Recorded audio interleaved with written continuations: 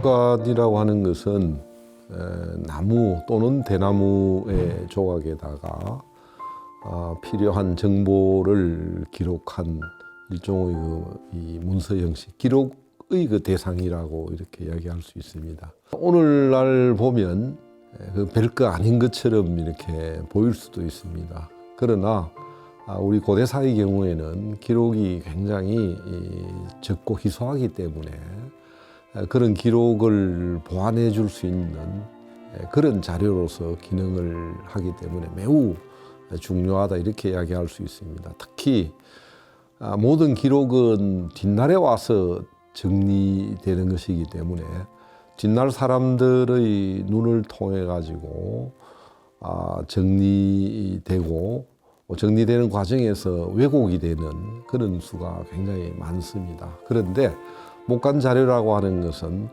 그 당시의 기록을 아무런 왜곡과 편견 없이 그대로 기록을 한 것이기 때문에 사료로서 흔히 1차 사료라고 그렇게 평가를 할 수가 있습니다.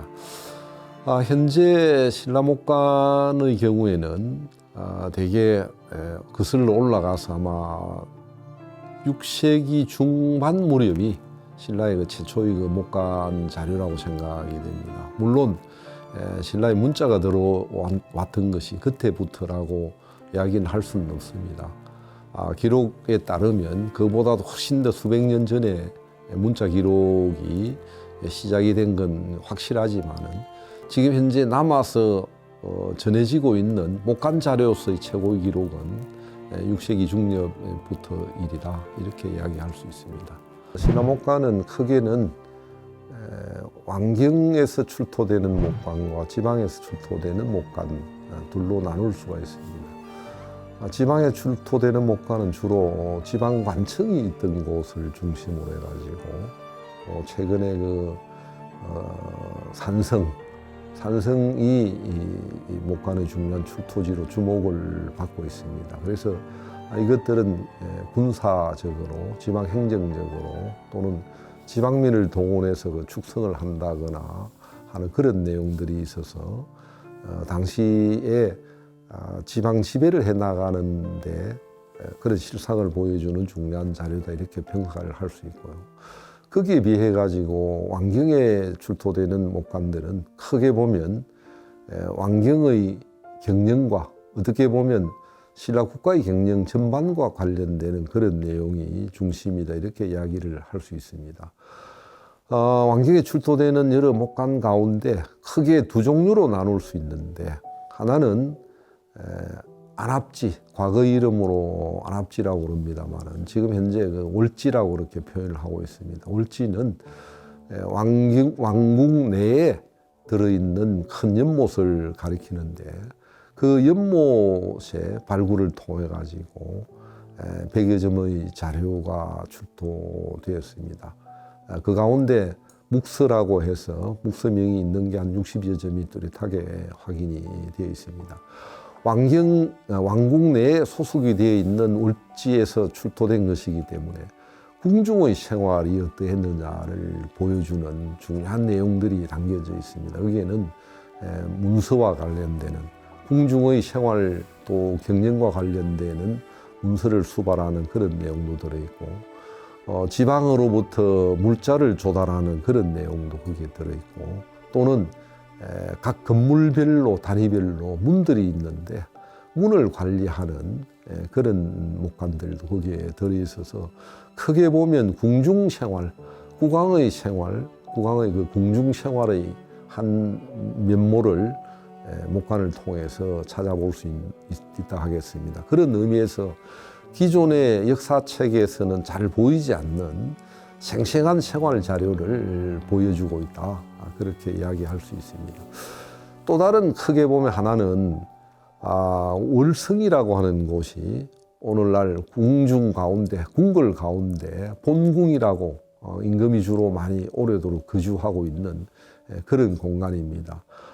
이걸 관리하기 위해 가지고 주변에 에워싸고 있는 것을 흔히 그 해자라고 그러는데 해저가 둘러쳐져 있습니다. 남쪽 편에는 남천이라고 부르는 시내가 흐르고 있어서 이걸 이용하고 동북쪽과 서남쪽 편으로는 자연적으로 지세를 이용해 가지고 주변을 파서 물로 채워 가지고 월성으로 함부로 들어가지 못하도록 하는 그런 기능을 하는 곳인데요. 발굴을 통해서 확보를 해보니까 거기에 수십 점의 목관 자료들이 출토가 됐는데 그동안에 전혀 예상치 못했던 그런 내용들이 여기에 들어 있습니다.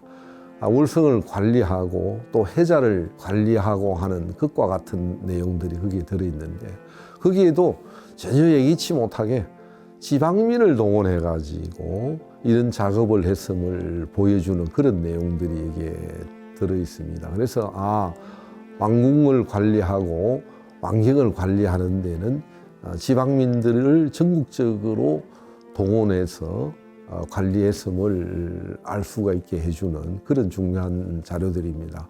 기왕의 남산이라거나 남산성이라거나 또는 맹활산성이라거나 이런 걸 통해서만 지방민을 동원해서 이런 대역사를 했다라고 그렇게 생각을 했는데 월성을 관리하면서 지방민을 동원했다라고 하는 사실을 보여줍니다. 어떻게 동원되고 어떤 사람들이 어떤 물품을 조달했다 그런 내용도 거기에 들어 있습니다. 그래서 아마도 황룡사를 축조한다거나 황룡사와 관련되는 큰 역사를 하거나 또는 왕경의 중앙부와 관련된 큰 역사를 할 때도 어딘가 지방민을 대대적으로 동원해서 뭔가 왕경 관리를 했음을 보여주는 그런 증거들이 이 목관을 통해서 확인이 되기에 이른 것입니다. 아마 여기에는 중요한 정치적 목적이 있었으리라고 생각이 됩니다. 새로이 신라 국가가 왕경을 중심으로 또 왕국을 중심으로 정리되어 나가면서 지방민들 대상으로 해서 뭔가 권위를 보여주는 지배 권위를 보여주는 그런 기능을 하고 있음을 시사해 준다 이렇게 이야기할 수 있습니다. 요 양자는 아주 중요한 자료지만은 월성 해자 목관은 대체적으로 6세기 중엽부터 7세기 전반에 걸쳐 가지고 쓰여진 자료라고 한다면 안압지 월지에서 출토된 것은 월지가 670년대 문무왕대에 만들어진 것이기 때문에 이 이후의 궁중 생활사와 관련된 그런 내용이 있어서 이 시기에 변화된 흐름도 양자의 비교를 통해서 짐작할 수 있게 한다 이렇게 이야기할 수 있습니다. 신라의 문자가 전해지게 된 것은 아마 철기가 전래되면서였다고 생각이 되는데 그렇다고 문자가 일반화됐던 것은 아무래도 내부의 필요성 때문에 국가가 체제가 제대로 갖추어지고 아마 지배가 신라 국가가 만들어지는 4세기 중엽 이후에 들어와서 일이 아닌가 그렇게 생각이 됩니다. 그 이전에는 아마도 어떤 서신을 주고받는데 간단한 수치라거나 세금을 거둔다거나 숫자 경제적 문제와 관련해 가지고 아주 단편적인 글이었을 텐데 국가가 체제가 갖추어지면서 이제 그 문서 행정이 필요하고 많은 사람들, 많은 물자들, 많은 자료들을 관리해야 될 필요성이 생겨나면서 문서 행정이 발달하고 문자가 그에 따라 가지고 그 발달을 해가게 됩니다. 그런데 당대의 기록은 거의 남아있지를 않은 것입니다. 무척 다행스럽게도 목관이라고 하는 자료를 통해 가지고 문서 행정의 어떤 편린, 문서 행정의 한 모습을 우리가 짐작을 해볼 수가 있는 겁니다.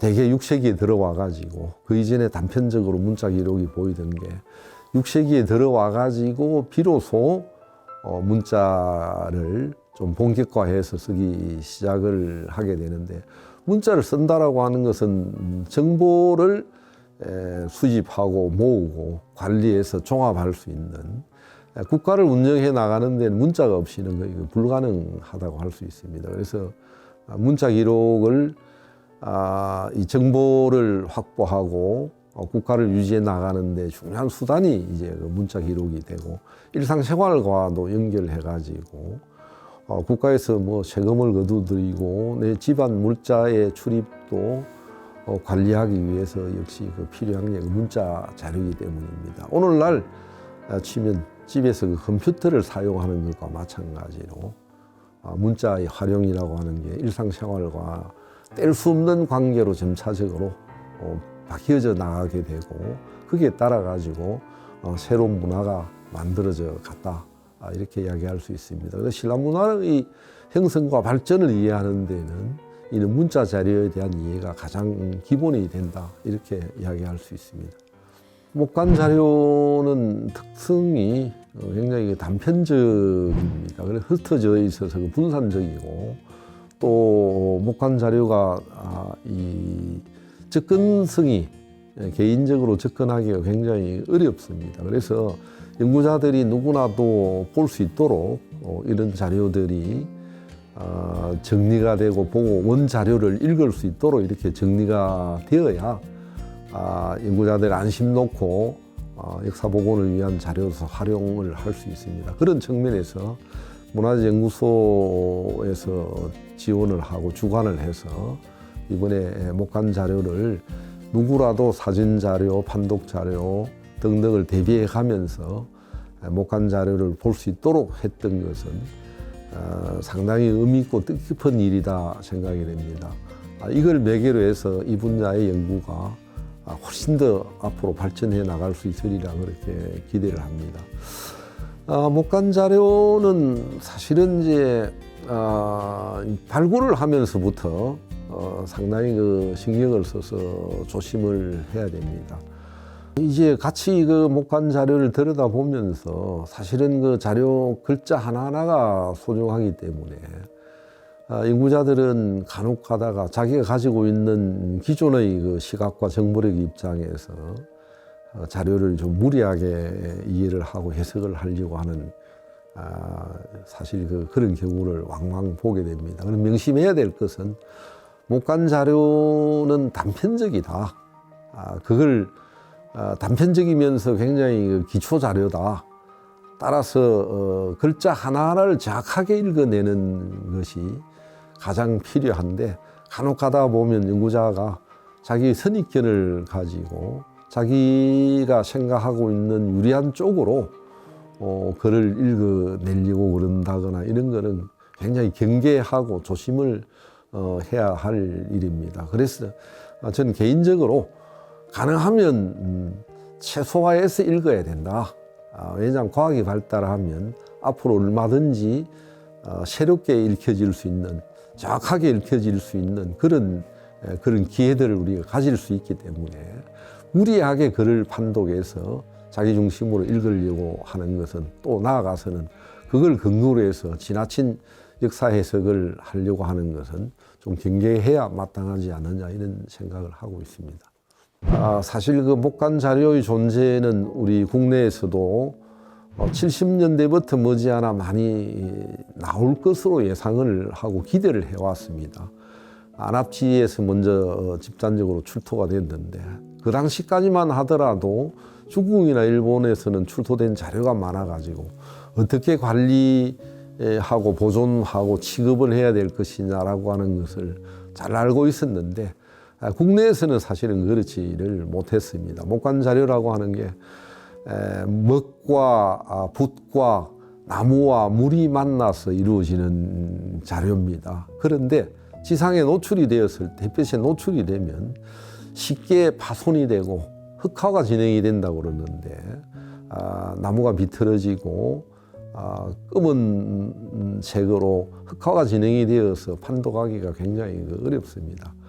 앞으로 왕경을 중심으로 신라 전역에 걸쳐서 6세기 이후 또는 그에 앞서는 자료도 출토될 가능성이 많이 있습니다만은 앞으로 이런 그 새로운 자료가 출토되었을 때 이건 그 관리에 굉장히 좀 과학성을 지니고 관리의 발굴 당초부터 좀 신경을 써야 좋은 자료가 확보가 되고 좋은 자료가 확보될 때 판독이 가장 중요한데 이걸 둘러싸고 논란을 최소화해 나갈 수가 있을 것 같아요. 그래서 좋은 자료 확보를 해서 좋은 자료를 제공하는데 문화재연구소와 같은 기관에서 각별하게 신경을 써야 되고 이걸 담당하는 사람들도 이런 내용들을 잘 알아가지고 애초부터 귀중한 자료가 나와서 귀중한 자료가 역사복원에 귀중하게 쓰여질 수 있도록 각별하게 주의와 신경을 쓰셔야 되지 않느냐 이렇게 생각이 됩니다. 과거에 우리가 국내 신라 목관이 출토되는 것이 잘 안 나오니까 일본이나 중국에서는 그 몇십만 점씩 나오고 중국에서는 뭐 책자로도 나오고 이런데 우리는 한동안은 산성 탓의 그 토양 탓, 토질 탓 이렇게 생각을 해왔는데 돌이켜 보면 토양 탓은 아닌 것 같고요. 그동안에 많이 이제 출토되기 시작을 해서 앞으로 기대를 크게 걸고 있습니다. 그건 이제 발굴의 능력과 관심이라고 생각이 되고, 과거에는 그 주로 목관이 출토되는 것은 성격상 우리는 사막에서 출토되거나 저습지 우물 같은 데서 출토될 수밖에 없는 구조입니다. 사막은 물이 전혀 스며들지 않는 메마른 땅에 보존 관리가 되는 거고, 그 다음에 국내에서는 그런 곳이 없으니까 주로 저습지에서 출토되게 되어 있습니다. 그 우물이라거나 항상 물이 고여 있는 그런 곳이 출토가 되는데, 그동안에는 이쪽에 발굴자들도 크게 그 관심을 기울이지를 않았던 것 같아요.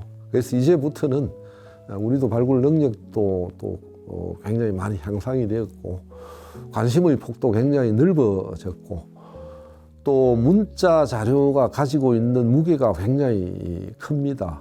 발굴된 대상의 유구나 유물의 성격, 연대를 판별을 하는데 유구나 유물 자체가 그걸 보여주지를 않는데, 문자 자료라고 하는 것은 그것을 그대로 가감없이 보여주는 것이기 때문에 유물의 연대, 유물의 성격을 판별하는데 굉장히 중요한 그 고고 자료이다, 이렇게 이야기할 수 있습니다. 그런데 그동안에 문자 자료라고 해서 이거는 역사 연구자들, 문헌 연구자들만의 몫이라고 생각을 하는 큰 잘못을 범해 왔던 겁니다. 사실은 이 문자 자료라고 하지만은 고각도들이 훨씬 더 크게 관심을 가져야 할 그런 자료들입니다. 아무리 발굴을 하더라도 그 자료의 유구의 성격을, 또 유구의 그 연대를 결정해 주는 것은 유물이나 유구가 아니고 이런 그 문자 자료들이기 때문에 각별하게 신경을 써주셨으면 좋을 것 같고, 그렇게 많은 관심과 애정을 가지고 신경을 쓰다 보면 거기에 부응해서 많은 자료들이 새롭게 출토가 될 수가 있는 것 같습니다. 관심의 폭이 늘어나서 저습지 발굴도 행해지고 우물 발굴도 조금 널리 행해져 가지고 이런 자료들이 신라 왕경이 수백 년 동안 지속이 되어 나가면서 많은 목관 자료들을 간직하고 있다, 이렇게 생각을 하고 있습니다. 그래서 애정과 관심을 가질 때 거기에 부응해서 많은 자료들이 증가되지 않겠느냐 이렇게 생각이 되고, 그 자료가 증가가 됨으로써 우리 신라사와 신라 문화에 대한 이해도가 정확해지고 좀 풍부해지게 된다, 이렇게 말씀을 드리겠습니다.